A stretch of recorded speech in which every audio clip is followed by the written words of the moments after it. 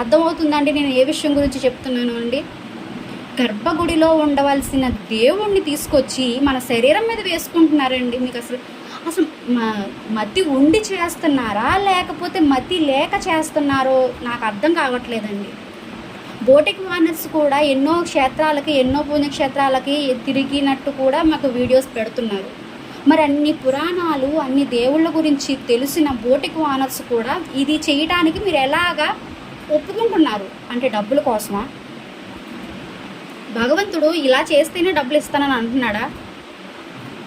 మీరు చెప్పేయండి. కస్టమర్ తెలియక అడుగుతున్నాడు, మేడం మేమైతే చెయ్యమండి, ఇలాంటి వర్క్ మేము చెయ్యం, భగవంతుణ్ణి మన ఒంటి మీద వేసుకోవడం. చూస్తున్నానండి, తిరుమల దేవస్థానంలో ఉన్నటువంటి నామాన్ని తీసుకొచ్చి మన డ్రెస్ మీద వేసేస్తున్నారు, జాకెట్ల మీద కుట్టించేసుకుంటున్నారు, వర్క్ చేసేస్తున్నారు, నామాలు కుట్టేస్తున్నారు.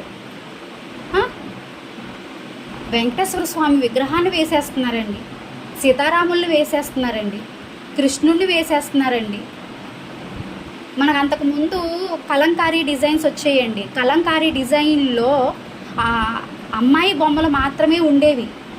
కుండ పట్టుకున్నట్టు, లేకపోతే డ్యాన్స్ చేస్తున్నట్టు,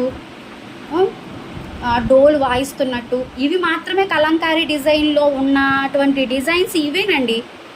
పక్షులు, నెమళ్ళు, జింకలు, ఏనుగులు, ఇవి మాత్రమేనండి మన డిజైన్లో ఉన్నటువంటి కలంకారీ డిజైన్లు. దేవుడు ఎక్కడి నుంచి వచ్చాడండి? మీ శరీరం మీద ఒంటి మీద వేసుకోవడానికి మీకు హక్కు ఎక్కడి నుంచి వచ్చింది మీకు? అలాంటప్పుడు మీరు మీ ప్రతి ఇంట్లోని దేవుడి మందిరం ఉంటుంది. ప్రతి ఇంట్లోని మీరు దేవుళ్ళు పెట్టుకుని పూజలు చేసుకుంటున్నారు, దీపారాధన చేస్తున్నారు, ధూపం వేస్తున్నారు, నైవేద్యం పెడుతున్నారు. ఎందుకు చేస్తున్నారండి? అవన్నీ తెలిసి చేస్తున్నారా, మీరు తెలుగు చేస్తున్నారా? మీరు ప్లీజ్ ఈ వీడియో అయితే మాత్రం ఎంతమందికి షేర్ అయితే మాత్రం అంతమందికి షేర్ చేయండి దయచేసి ఈ వీడియోని.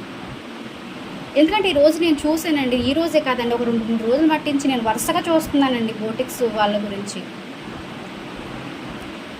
స్వామి అమ్మవారిని ఇక్కడ వేసుకునే హక్కు మీకు ఎవరిచ్చారండి?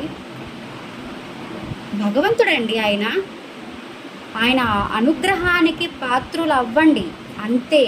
కానీ ఆయన ఆగ్రహానికి మాత్రం మీరు ఎప్పుడు గురి కావద్దు అని మాత్రమే నేను చెప్తున్నాను. దయచేసి మీరు తప్పుగా అర్థం చేసుకోవద్దు. ఆయన అనుగ్రహానికి పొందండి, ఆగ్రహాన్ని పొందకండి. అది మహాపాపం అండి. మన శరీరంలో ఎన్నో రకాలైనటువంటి మలినాలు ఉంటాయండి. ఈ శరీరం కామ, క్రోధ, లోభమో, మదమోహ, మోహల